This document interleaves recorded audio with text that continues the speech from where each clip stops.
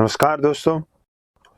राज्य की कार्यपालिका के बारे में पढ़ रहे थे, स्टेट एग्जीक्यूटिव के बारे में बात कर रहे थे। इससे पहले हमने राज्यपाल के बारे में बहुत विस्तार पूर्वक पढ़ा है। अब हमने 4 एलिमेंट बताए थे कि स्टेट एग्जीक्यूटिव के जो 4 एलिमेंट है, जो कंसिस्ट है, उसमें सबसे पहले जो हमने बताया था governor, chief minister, council of minister और एडवोकेट जनरल। उनमें से जो दूसरा टॉपिक है हमारा वो है मुख्यमंत्री का। दोस्तों बड़ी इंटरेस्टिंग बात है, ध्यान सुनना आप इस बात को जो मैं बताने जा रहा हूं आपको कि मुख्यमंत्री शब्द कब आया? आपने मुख्यमंत्री शब्द कब आया? दोस्तों आपको पता होगा कि जब हम ब्रिटिश अर्थात अंग्रेजों के गुलाम थे, उस समय जो प्रोविंस या जो प्रांत थे वहां पर प्रधानमंत्री शब्द का चलन ज्यादा था। और आपने विशेष रूप से राजस्थान के संदर्भ में भी देखा होगा कि यहाँ पर जब एकीकरण हुआ तो प्रधानमंत्री शब्द का प्रयोग ज्यादा होता था।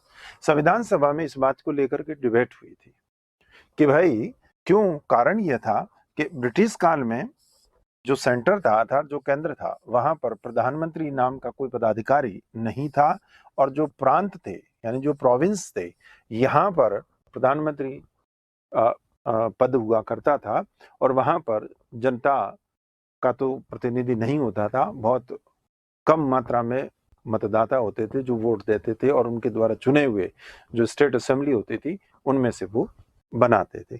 तो एक तरह से प्रधानमंत्री पद का प्रचलन प्रांतों के संदर्भ में ज्यादा था, केंद्र के संदर्भ में नहीं था। अब जब हमारा संविधान लागू हुआ तो केंद्र में प्रधानमंत्री का पद आया, तो प्रश्न ये उठा कि राज्य में क्या नाम रखा जाए। तो मैं आपको एक फैक्ट देना चाह रहा हूं कि 24 जनवरी 1950 को ये मुख्यमंत्री शब्द हमारे राज्यों के लिए आया और उसके बाद में मुख्यमंत्री शब्द का प्रयोग करने लगे। तो अर्थात हमारे यहाँ पार्लियामेंट्री फॉर्म ऑफ गवर्नमेंट है, अच्छी तरह से ध्यान है आपको। और संसदीय शासन प्रणाली में सत्ता के जो केंद्र होते हैं, अगर हम केंद्र की बात करेंगे तो वहां पर प्रधानमंत्री है, वहां पर प्रधानमंत्री है, और अगर हम राज्य की बात करें तो वहां पर मुख्यमंत्री है। कौन है? मुख्यमंत्री है। ये अब कैसे और किस प्रकार से, तो सिंपल सी बात है, देखिए हम इसको समझते हैं कि राज्यों में भी संसदीय शासन प्रणाली को अपनाया गया। Parliamentary government system has also been adopted in the state, यानी स्टेट में भी इसको अडॉप्ट किया गया। पार्लियामेंट्री फॉर्म ऑफ गवर्नमेंट में क्या होता है आपको अच्छी तरह से पता है कि वहां पर कार्यपालिका जो होती है वो 2 प्रकार की होती है, एक नाममात्र की होती है और एक होती है वास्तविक। तो दोहरी कार्यपालिका यानी ड्यूअल एग्जीक्यूटिव होती है। देखिए आप, एक राज्यपाल जिसके बारे में हम पढ़ चुके हैं, जो नॉमिनल होता है, नाममात्र का होता है। अच्छा, हेड ऑफ द स्टेट भी वो कहलाता है। तो ध्यान रखना, राज्यपाल को हम हेड ऑफ द स्टेट भी कहते हैं, नाममात्र का भी है, और कॉन्स्टिट्यूशनल हेड भी कहा जाता है। हेड ऑफ द स्टेट अगर आपसे पूछे कौन है तो गवर्नर है स्टेट में, नॉमिनल ये है, टाइटलर ये है, और कॉन्स्टिट्यूशनल हेड जो है वो राज्यपाल होता है। जब हम मुख्यमंत्री की बात करते हैं, चीफ मिनिस्टर, तो यहाँ इसके लिए शब्द है रियल यानी वास्तविक। वास्तविक क्यों और किस लिए आप जानते हैं कि मुख्यमंत्री की नियुक्ति प्रक्रिया में आपको समझाऊंगा, तब आप समझना कि वास्तव में शक्तियों का उपभोग कॉन्स्टिट्यूशन के द्वारा जो पावर्स उसको दी गई है उसका वास्तव में शक्तियों का उपयोग जो है वो मुख्यमंत्री करता है। और किसके नाम से करता है? राज्यपाल से। इसलिए इसको नाममात्र का या नॉमिनल कहा गया। यानी राज्य की शक्तियों का प्रयोग वास्तव में कौन करता है? मुख्यमंत्री करता है। और किसके नाम से करता है? राज्यपाल के नाम से। तो हेड ऑफ द गवर्नमेंट अर्थात ये सरकार का मुखिया, ये राज्य का मुखिया संविधान के माध्यम से, यानी स्टेट का संवैधानिक मुखिया कौन? तो राज्यपाल। अगर आपसे पूछे कि स्टेट का गवर्नमेंट का मुखिया कौन, सरकार का मुखिया कौन, तो हमारा मुख्यमंत्री होता है। संसदीय शासन प्रणाली में आपको अच्छी तरह से पता है कि यहाँ पर दोहरी कार्यपालिका है। कैसी है? दोहरी। अब आता है मुख्यमंत्री की नियुक्ति कैसे होती है। आर्टिकल 164 में मुख्यमंत्री के बारे में बात की गई कि मुख्यमंत्री की नियुक्ति कौन करता है। तो इसमें सिंपल सी मैंने एक बात लिखी है आपके लिए the chief minister shall be appointed by the governor. इसका मतलब सीधा सीधा तो ये हुआ कि मुख्यमंत्री को नियुक्त कौन करेगा? राज्यपाल करेगा। अब राज्यपाल करने के लिए उसके सामने जो विकल्प होंगे उनमें से वो किन किन विकल्पों का चयन करेगा? तो सिंपल सी बात हमने लिखी, the majority party in the state legislative assembly. अर्थात थोड़ा ध्यान से सुनना कि अगर किसी राज्य में 2 सदन है, जैसे हम बात करते हैं विधानमंडल की, विधानमंडल अर्थात स्टेट लेजिस्लेचर की बात करते हैं, तो यहां पर अगर 2 सदन है, एक है हमारा विधान परिषद काउंसिल और दूसरा है विधान सभा। हालांकि राजस्थान के संदर्भ में अगर हम बात करें तो केवल यहाँ पर विधानसभा ही है। अब होता क्या है कि सरकार का गठन, अच्छा सरकार किसकी बनेगी या किस दल की बनेगी, वो निर्भर करता है विधानसभा, यानी विधानसभा में मोटा मोटा बहुमत किसके पास में। उदाहरण के तौर पर हम राजस्थान की बात करें, ध्यान से सुनना, राजस्थान असेंबली में कितनी 200 सीट्स है, एमएलए का कितना सीट है?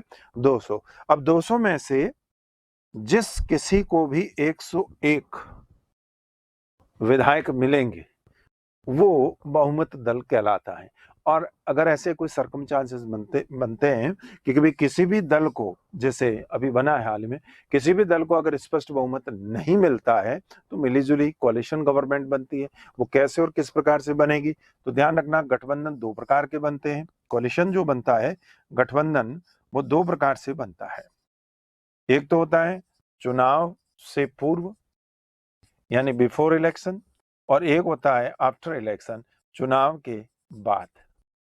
अगर किसी भी दल को स्पष्ट यानी क्लियर कट मेजॉरिटी नहीं मिलती है तो आपस में समान विचारधारा के जो राजनीतिक दल होते हैं वो गठजोड़ कर लेते, वो कोalition कर लेते और अपनी सरकार बनाते। तो सिंपल से है कि विधानसभा में बहुमत दल के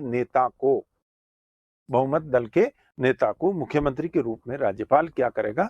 नियुक्त करेगा। अब ध्यान रखना, इसमें सिंपल है, बहुमत दल का नेता कैसे और किस प्रकार से? तो मैं आपको उदाहरण के तौर पर बताऊं कि जिस दल को विधानसभा में बहुमत प्राप्त है उस दल की बैठक होती है और उस दल में से ही जो सर्वमान्य विधायकों की पसंद जो होती है, जो चुने हुए विधायक होते हैं, अपने दल के किसी नेता को वो चुनते हैं जिसको हम बहुमत दल का नेता कहते हैं। सपोज मानो, ध्यान सुनना, राजस्थान में बात करें कि 2 दल यहाँ पर हमेशा चुनाव लड़ते हैं, कांग्रेस है, दूसरा भारतीय जनता पार्टी। वर्तमान में कांग्रेस की सरकार है। तो अगर आपने देखा हो कि सर्वमान्य और पहले से ही निर्धारित कर दिया था और काफी लंबी जदोजहद के बाद में आप सभी जानते कि वहां पार्टी नेतृत्व के द्वारा किसी एक व्यक्ति को मनोनीत करके भेज दिया और कहा कि ये आपका नेता है। हालांकि ये प्रक्रिया थोड़ी अलग है। मैं जो कहना चाह रहा हूं कि बहुमत दल तब होता है, यानी बहुमत दल का नेता कैसे चुना जाए?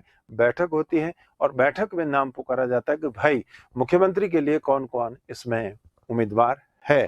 तो ध्यान रखना, उनमें से 1, 2, 3 कोई भी आगे आ सकते हैं। तो फिर उसी दल के विधायकों का चुनाव होता है और उसी दल के विधायकों के द्वारा बहुमत दल के नेता को चुना जाता है और वो फिर मुख्यमंत्री के पद का हकदार होता। ये होता है एक तो प्रक्रिया।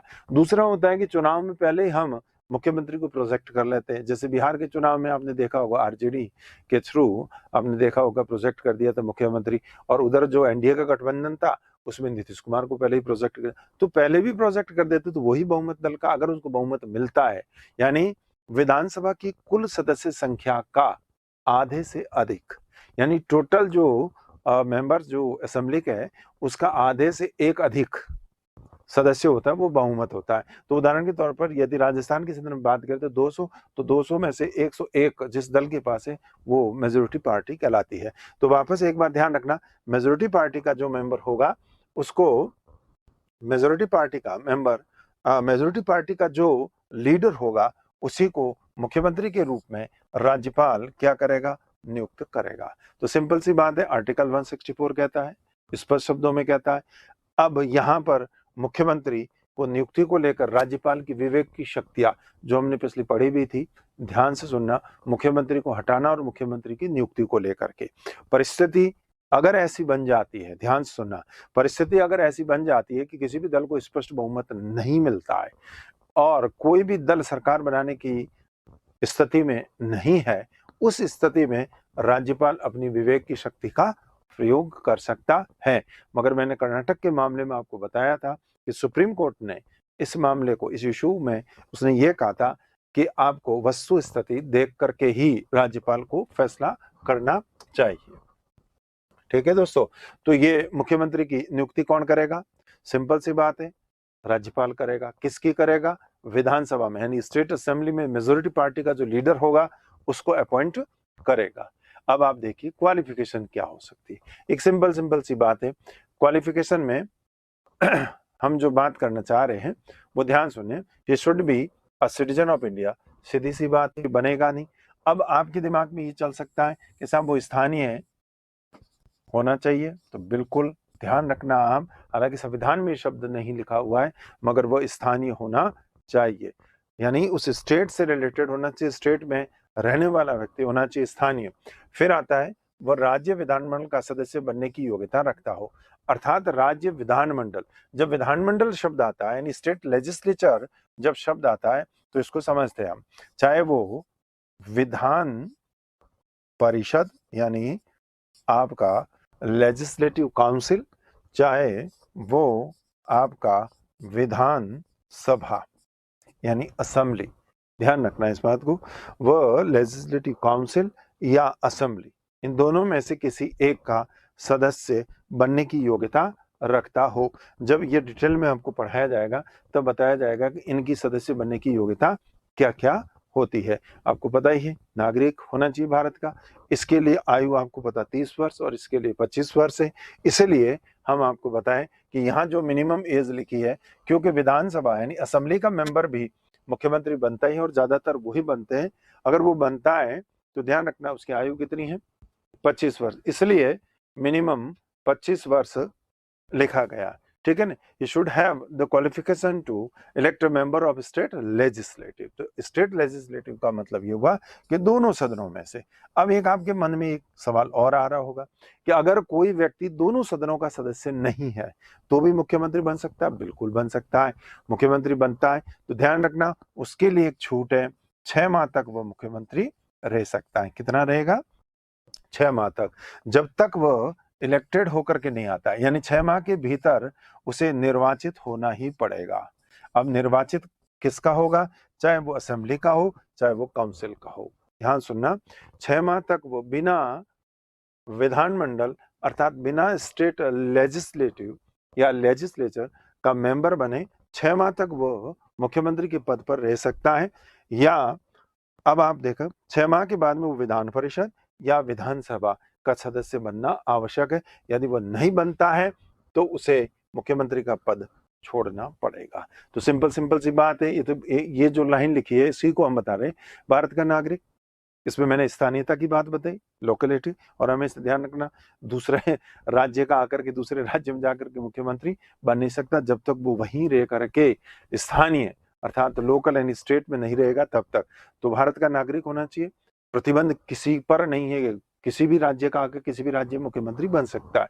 दूसरा, एज मैंने 25 इसलिए लिखी क्योंकि हमारे असेंबली इलेक्शन में चुनाव लड़ने के लिए जो क्वालिफिकेशन है उसमें मिनिमम एज जो है वो 25, इसलिए विधानसभा का सदस्य भी तो मुख्यमंत्री बन सकता है। ठीक, अब आता है कि विधानमंडल का सदस्य बनने की योग्यता, विधान परिषद का सदस्य भी बन सकता है, ये तो मिनिमम एज 25। ठीक है, अब आती है इसकी ओथ, यानी इसको शपथ कौन दिलाता है। तो ध्यान सुनना, ये शपथ हमेशा ध्यान रखना गवर्नर दिलाएगा, और ओथ जो वो लेगा ऑफिस एंड सिक्रेसी, यानी सीधे सीधे शब्दों में अगर हम बोलते हैं तो पद व गोपनीयता की शपथ लेता है। ऑफिस एंड सिक्रेसी, पद व गोपनीयता की शपथ लेता है, यानी 2 शपथ लेता है मुख्यमंत्री। ध्यान रखना, राज्यपाल के संदर्भ में हम जब ओथ एंड अफर्मेशन को पढ़ा था तो वो संविधान के संदर्भ में लेता है। किसकी लेता है? संविधान की रक्षा करता है, परिरक्षण करता है, संरक्षण करता है, प्रिजर्व करता है, प्रोटेक्ट करता है, डिफेंड करता है, ये बताया था। एंड फेथफुली एग्जीक्यूट करेगा वो जो भी उसके सामने काम आता है, और वेलबींग अर्थात वेल विशर होगा वो स्टेट का। ये गवर्नर के बारे में पढ़ा था। यहाँ मुख्यमंत्री जो शपथ लेता है वो ध्यान सुनना, वो पद व गोपनीयता की लेता है। किसकी लेता है? पद व गोपनीयता की शपथ लेता है कि जो उसके सामने, ध्यान रखना, पद तो जो उसको दिया गया मुख्यमंत्री का, उससे संबंधित जो भी दायित्व होंगे वो सत्यनिष्ठा के साथ निर्वाह करेगा, और राष्ट्रहित राज्य हित में कोई विषय होंगे तो उनको गोपनीय रखेगा। तो आपसे एग्जाम में पूछा जा सकता है कि मुख्यमंत्री की जो ओथ है वो कितनी है, 2। एक तो पद की लेता है और दूसरी किसकी लेता है, वो गोपनीयता की। अब आता है इसकी अवधि कितनी है। The term of chief minister is not fix, यानी ये मैंने क्यों लिखा नॉट फिक्स, मुख्यमंत्री का कार्यकाल तय नहीं है। He hold office during the pleasure of the governor, the pleasure of the governor, यानी राज्यपाल के प्रसाद पर्यंत पद पर बना रहेगा। यहां प्रसाद पर्यंत का सीधा बहुत साधारण शब्दों में बताऊं कि जब तक उसका विधानसभा में बहुमत है, जब तक उसका विधानसभा में बहुमत है तब तक वह पद पर बना रहेगा, और जब उसके पास में विधानसभा में बहुमत नहीं होगा उसे पद छोड़ना होगा। तो उसी के साथ में ये प्लेजर ऑफ गवर्नर है। आपको बता दूं, राज्यपाल के प्रसाद पर्यंत को लेकर के हमारे सेंट्रल स्टेट को लेकर के कई कमीशन आए हैं। उनमें उन्होंने कहा भी था, चाहे वो पुंछी कमीशन हो, ध्यान रखना, और इसमें सबसे महत्वपूर्ण आता है राजा मन्नार, जो तमिलनाडु सरकार ने राजा मन्नार कमीशन जो गठित किया था, एक तरह उसने कहा था कि ये प्रसाद पर्यंत वाला जो सिद्धांत है ये नहीं होना चाहिए। तो कई ऐसे सेंटर, आपका एडमिनिस्ट्रेटिव रिफॉर्म कमीशन ने भी इस बात को उठाया था कि भाई प्रसाद पर्यंत जो है कि गवर्नर की जब इच्छा हो, जब वो मंत्रिपरिषद या मुख्यमंत्री को भंग कर सके। और ऐसे हमारे भारतीय संविधान और इंडियन गवर्नमेंट सिस्टम को अगर हम पढ़ें तो उसमें ढेरों ऐसे उदाहरण मिलेंगे जो आप देख सकते हैं कि उत्तर प्रदेश के मामले में रमेश भंडारी जब राज्यपाल थे तो उन्होंने कल्याण सिंह जी को बर्खास्त कर दिया, मुख्यमंत्री थे वो उस समय उन्होंने। और अपने राजस्थान के संदर्भ में भी ऐसे कई ऐसे विवाद हुए थे, हालांकि बर्खास्त किसी को नहीं किया मगर ऐसे विवाद। तो यानी कहने का मतलब ये कि बर्खास्त, आप उत्तराखंड को लीजिए, अरुणाचल प्रदेश को ले लीजिए, हैं, ऐसी स्थिति में ये बर्खास्तगी वाला मामला भी चला है। तो प्लेजर ऑफ द गवर्नर का मतलब है कि बहुमत, जब तक बहुमत है तब तक वो पद पर बना रहेगा, मगर गवर्नर मनमानी नहीं कर सकता। अब हम बात करते हैं आगे इसका सैलरी के बारे में। तो ये थोड़ा राजस्थान के संदर्भ में, हर राज्य का अपना अलग अलग है। दिल्ली के बारे में आपको पता होगा, हालांकि बहुत राज्य है फिर भी वहाँ के मुख्यमंत्री जी का वेतन बहुत ज्यादा है। तो हर राज्य में अपना अपना मुख्यमंत्री का वेतन अलग अलग है, ये राजस्थान के संदर्भ में। अब आता है कि इसको डिटरमाइन कौन करता है, तो ध्यान रखना, राज्य विधानमंडल के द्वारा, किसके द्वारा, राज्य विधानमंडल के द्वारा इसको तय किया जाता है। तो salary and allowances of the chief minister are determined by the state legislative, यानी कहने का मतलब है राज्य विधानमंडल के द्वारा निर्धारित किए जाते हैं। ध्यान रखना, यहाँ थोड़ा करेक्शन है, राज्य विधान ही लिखा हुआ है, तो राज्य विधान मंडल के द्वारा तय किया जाता है। ठीक बात है। अब सैलरी कहाँ से दी जाएगी, तो आपको पता ही है कि राज्य में 2 प्रकार की निधि है, एक संचित है, आकस्मिक है। तो संचित निधि से ही वेतन दिया जाएगा और बजट में होता। अब इसको फ्री अकोमोडेशन मिलता है, शानदार, जिसको मुख्यमंत्री आवास कहा जाता है। ट्रेवलिंग अलाउंसेस मिलते हैं, ध्यान रखना, आप रेलगाड़ी में भी मिलता है, हवाई जहाज में भी जाते हैं। सामान्यतः हवाई जहाज में जाते हैं क्योंकि इनके पास समय बहुत कम रहता है, क्योंकि राज्य के विकास में ये सदैव लगे रहते हैं, इसलिए। मेडिकल फैसिलिटी, डॉक्टर्स का पूरा पैनल होता है। अगर आंख में मच्छर भी गिर जाए मुख्यमंत्री जी के तो पूरा मेडिकल बोर्ड बैठता है कि कैसे गिरा, क्यों गिरा, ये घटना कैसे हो गई। तो ऐसे ढेरों उदाहरण हैं जिसमें हंसी वाली बात है ये थोड़ी। यात्रा भत्ते, चिकित्सा सुविधाएं, ये तो हिंदी में लिखा है। अब आप देखिए मुख्यमंत्री के कार्य और शक्तियों की बात करते हैं। मुख्यमंत्री के कार्य और शक्तियों के संदर्भ में बात करेंगे तो अलग अलग हेड्स में अलग अलग बिंदुओं के तहत हम बात करेंगे।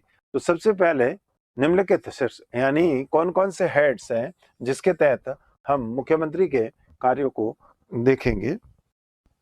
देखिए, सबसे पहले मंत्रिपरिषद के संदर्भ में मुख्यमंत्री की शक्तियां या कार्य देखते हैं। तो मोटे मोटे तौर पर देखते हैं। देखिए, he appoints the minister who are recommended by the chief minister. He appoints. अब होता क्या है, यहां जो बात लिखी हुई है कौन अपॉइंट करेगा, तो यहां ही का मतलब है राज्यपाल। कौन करेगा, राज्यपाल करेगा। किसकी रिकमेंडेशन पर, मुख्यमंत्री की। तो कहने का मतलब है कि मंत्री परिषद का जीवन, मंत्री परिषद का बने रहना मुख्यमंत्री पर निर्भर करता है। तो ही अपॉइंट्स, यानी कौन? राज्यपाल, गवर्नर। ही का मतलब यहाँ गवर्नर किसको करेगा? Minister who are recommended by the chief minister. जो व्यक्ति, जिन व्यक्तियों का, जिनकी लिस्ट मुख्यमंत्री राज्यपाल को देगा, यानी गवर्नर को, और गवर्नर उनको करेगा। तो कहने का मेरा आशय यह है कि relation to council of minister, मंत्रिपरिषद के संदर्भ में आप देखो कौन मंत्री बनेगा नहीं बनेगा, ये प्रिविलेज किसके पास है? मुख्यमंत्री के पास में। लिस्ट कौन देता है? मुख्यमंत्री देता है। He allocate and reshuffle the portfolio among the minister. ये सबसे महत्वपूर्ण बात है कि किस मंत्री, अर्थात किस मंत्री की बात में स्टेट का कौन सा डिपार्टमेंट होगा, ये भी मुख्यमंत्री ही निर्धारित करता है। He can ask a minister to resign, सबसे महत्वपूर्ण बात है, वो किसी भी मंत्री को त्यागपत्र के लिए कह सकता है। और advise the governor to dismiss him. अगर, देखो ध्यान सुने, बहुत इंपॉर्टेंट बात है। सबसे पहले कौन मंत्री बनेगा नहीं बनेगा ये तय कौन करता है? मुख्यमंत्री करता है। किसको कहेगा सलाह? राज्यपाल को देगा। हमेशा ध्यान रखना, मंत्री बनाना, कौन व्यक्ति विधायकों में से मंत्री बनेगा, ये विशेषाधिकार, यानी ये स्पेशल जो प्रिविलेज है वो किसके पास है? चीफ मिनिस्टर के पास में। ठीक है। दूसरा है किसके पास में कौन सा डिपार्टमेंट होगा, यानी होम डिपार्टमेंट किसके पास होगा, फाइनेंस किसके पास होगा, एग्रीकल्चर किसके, हायर एजुकेशन किसके पास में होगा। ये जो डिपार्टमेंट्स है, यानी स्टेट में डिपार्टमेंट कहा जाता है, विभाग कहा जाता है, और वहां मिनिस्ट्री कहा जाता है, सेंटर में मंत्रालय कहा जाता है। ठीक बात है। तो उनके बीच में, और इसको रिसफल करना, इधर से उधर भी करते हैं वो, फेरबदल। हम लोग सामान्यतः अखबार में पढ़ते हैं कि मुख्यमंत्री जी मंत्रिपरिषद में फेरबदल करेंगे। He can ask a minister to resign. अब वो किसी भी मंत्री, अगर एक मंत्री का राजस्थान के संदर्भ में ले लीजिए, अगर उनका विचार विमर्श, अर्थात उनका कहते हैं एडजस्टमेंट नहीं हो रहा है, कोऑर्डिनेशन नहीं बैठ रहा है, तो वो उनको रिजाइन के लिए भी कह सकता है। और अगर वो मंत्री कहता है कि भाई साहब मैं तो रिजाइन नहीं दूंगा, ऐसे थोड़ी दूंगा, मंत्री बनाऊं मैं तो, है, तो वो गवर्नर को एडवाइस करके उसको डिसमिस, मैंने आपको पहले ही बताया था कि कौन मंत्री बनेगा ये तय मुख्यमंत्री करता है, नियुक्ति राज्यपाल करता है, मगर उसको डिसमिस भी मुख्यमंत्री की सलाह पर। जब उसकी नियुक्ति मुख्यमंत्री की सलाह पर हो रही है तो उसको डिसमिस करने की सलाह भी कौन देगा? मुख्यमंत्री। किसको? राज्यपाल को। अब आता है I preside over the meetings of the council of minister. अब होता है क्या कि जब भी मंत्रिपरिषद की, राज्य मिनिस्ट्री काउंसिल ऑफ मिनिस्टर की जब भी बैठक होगी उसकी अध्यक्षता मुख्यमंत्री करेगा। फिर आता है, अब वो सबसे बड़ा, क्योंकि वो वरिष्ठ होता है, अनुभवी होता है, सीनियर होता है, एक्सपीरियंस होल्डर होता है, वो गाइड करता है किनको? जो उसके सबऑर्डिनेशन में मिनिस्ट्रीज जो होती है उनको, मिनिस्टर्स जो होते हैं उनको कंट्रोल भी करता है, उनको निर्देशित भी करता है, डायरेक्ट भी करता है, मार्गदर्शन करता है, उनको निर्देशित करता है और उनको नियंत्रित करता है। अर्थात he guides, direct and controls and coordinate. होता क्या है, मंत्रियों के बीच में विवाद हो जाता है, जैसे हमारे एजुकेशन डिपार्टमेंट और फाइनेंस डिपार्टमेंट के बीच में कोई कॉन्फ्लिक्ट हो गया तो कोऑर्डिनेशन का काम भी कौन करेगा? मुख्यमंत्री करता है। और आपने कई बार देखा होगा, अखबार में ही पढ़ा होगा कि मंत्रिपरिषद के सदस्यों के मध्य विवाद इतना फैल गया कि मुख्यमंत्री को हस्तक्षेप करना पड़ा। ठीक बात है। अब उसके बाद में हम देखते हैं, तो ये तो हुआ मंत्रिपरिषद के संदर्भ में। तो मंत्रिपरिषद के संदर्भ में हमने मोटे मोटे रूप में देखा कि कौन मंत्री बनेगा नहीं बनेगा ये तय कौन करेगा, किसके पास में कौन सा विभाग होगा, उन विभागों में फेरबदल कैसे और किस प्रकार से होगा, ये मीटिंग ये लेगा, उसकी अध्यक्षता ये करेगा। किसी मंत्री से उसके विचार सहमत नहीं है तो राज्यपाल से कह करके उसको पद से बर्खास्त भी करवा सकता है। अब आता है कि राज्यपाल के संबंध में उसके रिलेशन कैसे है, ये बहुत इंपॉर्टेंट है और इसको हमें थोड़ा सा ढंग से देखना, ध्यान रखना। राज्यपाल के संबंध में रिलेशन, ध्यान सुनना। He is the principal channel, ध्यान रखना, he is the principal channel of communication between the governor and council of minister. Council of minister, ध्यान रखना, राज्यपाल और मंत्रिपरिषद के मध्य मुख्य कड़ी है, मुख्य संप्रेषण करता है कौन? मुख्यमंत्री। इसका मतलब आप इस बात को अच्छी तरह से ध्यान रखना कि सिंगल कोई भी मिनिस्टर राज्यपाल से यानी गवर्नर से डायरेक्ट मीटिंग नहीं करता है। गवर्नर से जब भी मीटिंग करेगा वो कौन करेगा? मुख्यमंत्री करेगा। हम आपको बताते हैं ये आर्टिकल बहुत, आपको पहले भी मैंने जब गवर्नर पढ़ाया था तब भी बताया था 167। ये देखो, it is the duty of the chief minister. PT में कई बार ये क्वेश्चन पूछा गया कि मुख्यमंत्री का दायित्व का आर्टिकल कौन सा है, तो 167। तो देखिए आप, to communicate to the governor of the state all decision of the council minister. अब किस किस से संबंधित होगा? मैंने बताया भी था, एडमिनिस्ट्रेटिव और लेजिस्लेटिव, यानी राज्य के प्रशासन और विधायन से संबंधित।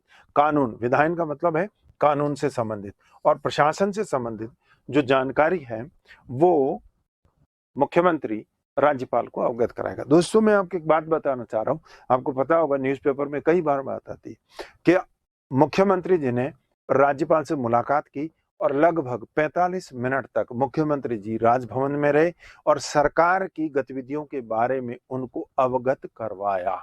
ये वही आर्टिकल है जो जहां तक हम प्रशासन में ये कर रहे हैं, हम नए कानून के संबंध में ये काम कर रहे हैं, ये अवगत करवाता। अब दूसरा इसका भाग है, ध्यान रखना, ये सब क्लॉज है किसका? इस आर्टिकल का 167 का पहला सब क्लॉज, जिसमें ड्यूटी है किसकी? मुख्यमंत्री की, वो जाकर के राज्यपाल को बताएगा। सेकंड जो सब क्लॉज है वो देखिए आप, प्रशासन और विधायन से संबंधित जो जानकारी राज्यपाल मांगे वो दे। अब इसका मतलब है to furnish such information relating, किससे संबंधित है? एडमिनिस्ट्रेशन और legislature as the governor make call for. Governor make call for, जो जो राज्यपाल चाहे वो उसको प्राप्त करेगा। ठीक बात है। अब थर्ड देखिए आप, आर्टिकल 167 में 3 सब क्लॉज है। पहला मैंने आपको बता दिया, मुख्यमंत्री जाके कहेगा। दूसरे में राज्यपाल मांगेगा। तीसरा देखिए आप, वो क्या कह रहा है ये भी मैं बता चुका हूं आपको। If the governor so require to submit for the consideration of council of minister any matter on which a decision has been taken. ध्यान रखना, डिसीजन हैज बीन टेकन अर्थात सिंपल और साधारण शब्दों में, किसी मंत्री ने किसी विषय पर निर्णय ले लिया मगर संपूर्ण मंत्री परिषद को संज्ञान में नहीं लिया। ऐसी स्थिति में राज्यपाल ये अपेक्षा करता है कि इस विषय को किसके सामने? मंत्री परिषद के सामने रखा जाए, उसके संज्ञान में लाया जाए। समझ में आई बात? तो देखिए, ध्यान रखना, ये सब क्लॉज है। पहले में हमेशा ध्यान रखना, पहले में सीएम जो है वो गवर्नर को इंफॉर्मेशन देता है। दूसरे में आप देखिए, गवर्नर जो है वो सीएम को कहता है कि भाई मुझे इस मामले में, प्रशासन और विधायन मामलों में सूचना चाहिए। और तीसरा जो है वो ध्यान रखना, सिंगल मिनिस्टर है और उसने मिनिस्टर ऑफ यानी काउंसिल ऑफ मिनिस्टर जो है इनसे संपर्क नहीं किया, तो गवर्नर ये अपेक्षा करता है, मुख्यमंत्री से कहेगा कि इस विषय को संपूर्ण मंत्री परिषद के सामने रखा जाए। तो ये बहुत इंपॉर्टेंट आर्टिकल है 167, और हम जो पढ़ रहे हैं ये in relation to the governor, राज्यपाल के संबंध में इसकी बात पढ़ रहे हैं। अब आप देखिए, he advised the governor with regard to the appointment of important officials। अब सबसे महत्वपूर्ण, हमारे राज्य में मैंने पढ़ा भी था अपन राज्यपाल के संबंध कि स्टेट लेवल पर जितने भी ऑर्गेनाइजेशन है, कमीशन है, उनमें जो हेड है उनकी जब नियुक्ति की जाती है, उन हेड्स को जब अपॉइंट किया जाता है तो गवर्नर करता है। जैसे एक उदाहरण के तौर पर आरपीएससी, अब आरपीएससी में चेयरमैन या मेंबर्स को अगर नियुक्त करना है, ठीक है, अगर उनको नियुक्त करना है तो मुख्यमंत्री सलाह करेगा, किससे? राज्यपाल से। तो वही बात है, he advise the governor with regard to appointment in of important officials, यानी राज्यपाल मुख्यमंत्री की सलाह से उच्च प्रशासनिक पदाधिकारियों की क्या करता है? वो नियुक्ति करता है। हालांकि प्रशासनिक पदाधिकारी तो है ही, और मैं आपको उदाहरण दूं, कोई कमीशन है जैसे फाइनेंस कमीशन है, ठीक है, ह्यूमन राइट कमीशन है, इंफॉर्मेशन कमीशन है, तो इसमें जो टॉप लेवल के ऑफिशियल्स जो होते हैं जिनको अपॉइंट करना होता है, आरपीसी का मैंने आपको उदाहरण दिया, तो वो किसकी सलाह पर करेंगे? मुख्यमंत्री की सलाह पर। कौन करेगा भाई? राज्यपाल करेगा। तो राज्यपाल के संबंध में आप देखिए, मोटा मोटा सबसे पहले कि वो प्रिंसिपल चैनल होता है, ये कीवर्ड है कि मिनिस्ट्री ऑफ काउंसिल या काउंसिल ऑफ मिनिस्टर्स जो है और गवर्नर के बीच में प्रिंसिपल चैनल कौन? तो हमारा उत्तर होगा मुख्यमंत्री। फिर आर्टिकल 167 में ड्यूटी है चीफ मिनिस्टर की। पहले में मुख्यमंत्री जाकर के राज्यपाल को सलाह देता, दूसरे में राज्यपाल की इच्छा है कि मुझे इन मामलों में बात यानी चीजें बताई जाए, चाहे वो प्रशासन से संबंधित मामला हो, चाहे वो लेजिस्लेचर से संबंधित, तो उनको बताया जाए। और तीसरा जो है, मैंने आपको बताया कि अगर मंत्रिपरिषद के किसी एक सदस्य ने कोई निर्णय लिया और उस पर संपूर्ण मंत्रिपरिषद ने संज्ञान नहीं लिया, तो राज्यपाल मुख्यमंत्री से कह करके उसको संपूर्ण मंत्रिपरिषद के समक्ष रखवा सकता है। ये तीनों बात। और फिर देखिए आप कि जितने भी राज्य में जो सर्वोच्च प्रशासनिक पदाधिकारी हैं, जो कमीशन है, बोर्ड है, उनमें जो चेयरमैन है, उनकी जो नियुक्ति की जाती है वो किसकी सलाह पर की जाती है? मुख्यमंत्री की सलाह पर। अब आता है in relation with state legislature, राज्य विधानमंडल के साथ संबंध। किसके साथ? राज्य विधानमंडल के साथ इसके क्या संबंध है मुख्यमंत्री के? इस संबंध में तो पहला हमने देखा, सबसे पहले हमने देखा था वो किसके मंत्रिपरिषद के संदर्भ में मुख्यमंत्री की भूमिका। फिर हमने देखी थी राज्यपाल के संदर्भ में, यानी सबसे पहले काउंसिल ऑफ मिनिस्टर के साथ में क्या रिलेशन, फिर गवर्नर के साथ में हमने देखा, और अब हम देख रहे हैं स्टेट लेजिस्लेचर के बारे में। देखिए आप, इसमें सबसे इंपॉर्टेंट जो बात है वो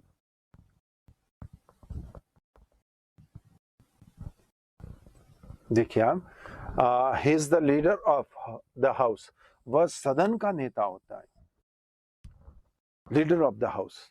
अब यहां पर मैं आपको थोड़ा सा बता देता हूं, ध्यान सुनना। अगर बाइकैमरल है, अगर बाइकैमरल है, और थोड़ा ध्यान से सुनना इस बात को, बाइकैमरल है, स्टेट लेजिस्लेचर यानी विधानमंडल जो है, स्टेट लेजिस्लेचर विधानमंडल अगर बाइकैमरल है, तो एक जो होगा वो होगा विधान परिषद, और एक जो होगा वो होगा विधानसभा। अगर मुख्यमंत्री काउंसिल का मेंबर है तो वह इसका क्या होगा दोस्तों? ही is the leader of the house, Vidhan Parishad का होगा। और अगर वह विधानसभा का है, जहाँ यूनिकैमरल है, जहाँ एक सदनीय व्यवस्था है, वहां पर सदैव अगर आपसे पूछा जाए कि जैसे राजस्थान के संदर्भ में हम बात करें, और आपसे अगर पूछा जाए कि राजस्थान में विधानसभा में सदन का नेता कौन है, तो मुख्यमंत्री होता है। कौन होता है? सदन में दो महत्वपूर्ण नेता होते हैं, एक विपक्ष का नेता होता है और एक सत्ता पक्ष का होता है। जो सत्ता पक्ष का होता है वो, ध्यान रखना, मुख्यमंत्री होता है। किसका होता है? मुख्यमंत्री। तो मैंने एक सिंपल कि वह सदन का नेता, कौन से सदन का? जिस सदन का वह सदस्य होगा, चाहे वो विधान परिषद का है यानी काउंसिल का है, या असेंबली का है। अगर काउंसिल का है तो काउंसिल का लीडर होगा, और अगर वो असेंबली का है तो असेंबली का लीडर होगा। He advise the governor with regard to the summoning and proroguing of the session of the state legislature। अब ध्यान सुनना, विधानमंडल का सत्र बुलाने और स्थगित करने से संबंधित वह क्या करता है? सलाह देता है। तो मैंने आपको बताया भी था, ये बहुत मुख्यमंत्री का विशेष अधिकार है। किस समय स्टेट असेंबली का सेशन बुलाया जाएगा, किस समय उस असेंबली के सेशन को, ध्यान रखना, स्थगित किया जाएगा, एक तरह से प्रोरोगिंग किया जाएगा, या आप ध्यान रखना डिसॉल्व भी, ध्यान रखना कि अगर विधानसभा को भंग भी करना है, विधानसभा को डिसॉल्व करना है, तो भी मुख्यमंत्री ही राज्यपाल को सलाह देगा। यानी मुख्यमंत्री की इतनी ताकत है, ध्यान रखना, सदन का नेता भी है। सत्र कब आएगा, सेशन कब आएगा, सेशन कब समाप्त होगा, और विधानसभा को भंग करने की भी सलाह कौन देता है? मुख्यमंत्री। किसको देता है? राज्यपाल को देता है।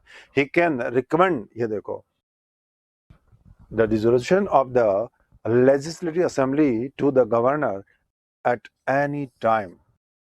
सलाह दे रहा है, मानने के लिए गवर्नर बाध्य नहीं है, ये बात ध्यान रखना। कब, क्यों, किस लिए?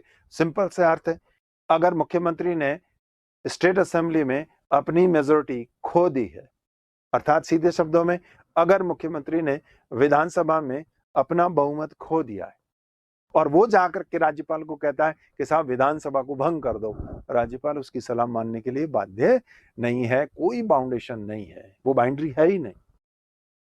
मेजोरिटी है तो बाउंड्री है, और अगर मेजोरिटी नहीं है तो मुख्यमंत्री कितना ही कह दे, वो विधानसभा को डिसॉल्व नहीं करेगा। कौन? गवर्नर। समझ में आई बात आपको?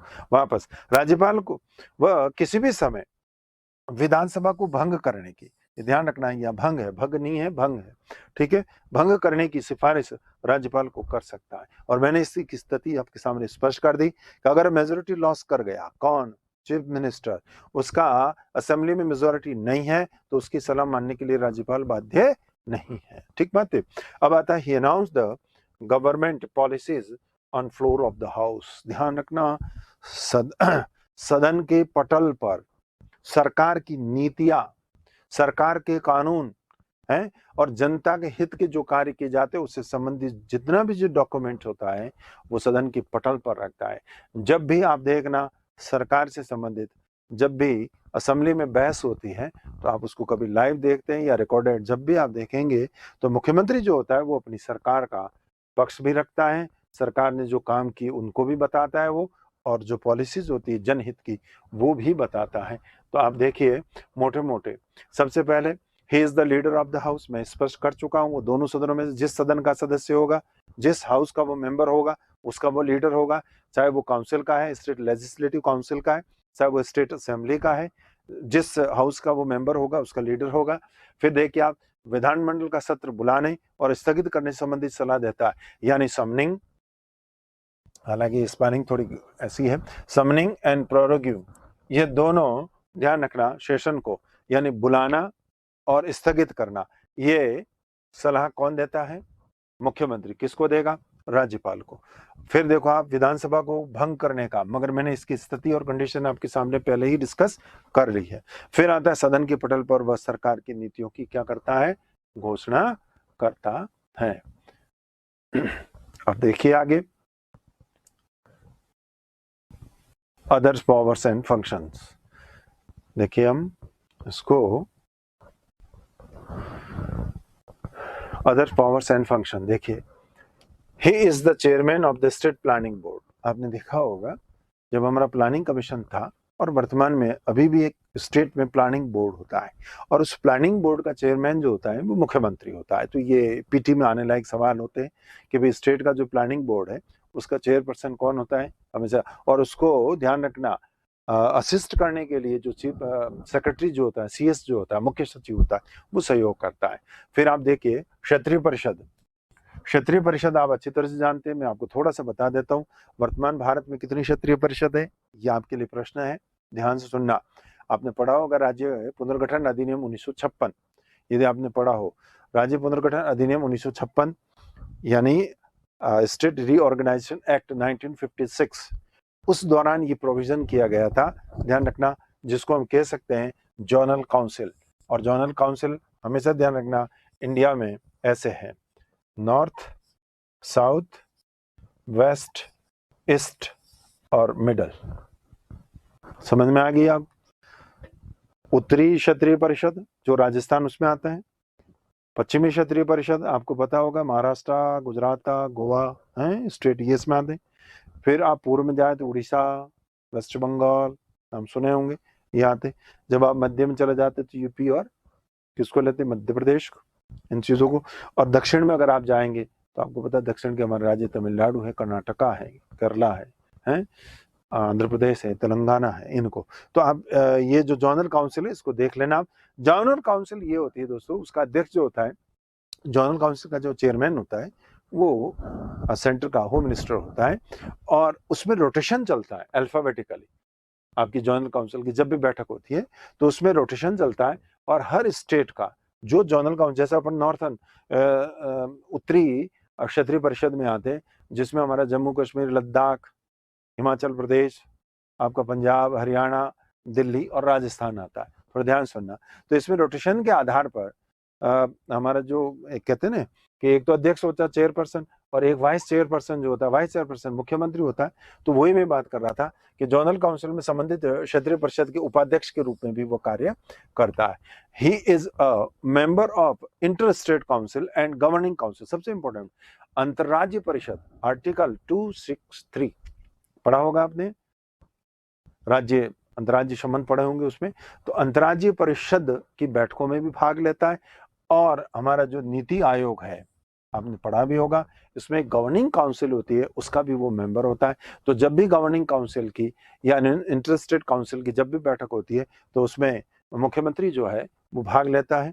फिर आप देखिए, ही is the chief spoken man, ये बहुत इंपॉर्टेंट बात है। स्टेट गवर्नर, वह राज्य सरकार का मुख्य प्रवक्ता होता है सरकार के बारे में। ये ऊपर जो मैंने जितने भी काउंसिल बताई है, आपकी गवर्निंग बॉडी बताई है, इसमें वो स्टेट की डिमांड भी रखता है, स्टेट के बारे में रखता है, स्टेट की प्रोग्रेस के बारे में भी वो बात करता है, इसलिए वो स्पोकन मैन होता है। संपूर्ण राज्य की जिम्मेदारी उस पर होती है और वही बताता है। आपात स्थितियों के दौरान में ही इज द क्राइसिस मैनेजमेंट, यानी कोई भी कॉन्टीजेंसी ऐसी आ जाए या कोई डिजास्टर आ जाए स्टेट में जलजला आ जाए, आपदाएं आ जाए, उस समय ध्यान रखना वो एक तरह से पूरा संकट प्रबंधक होता है। एक तरह से during emergency chief at the political level, वो एक राजनीतिक दृष्टि से सबसे महत्वपूर्ण होता है।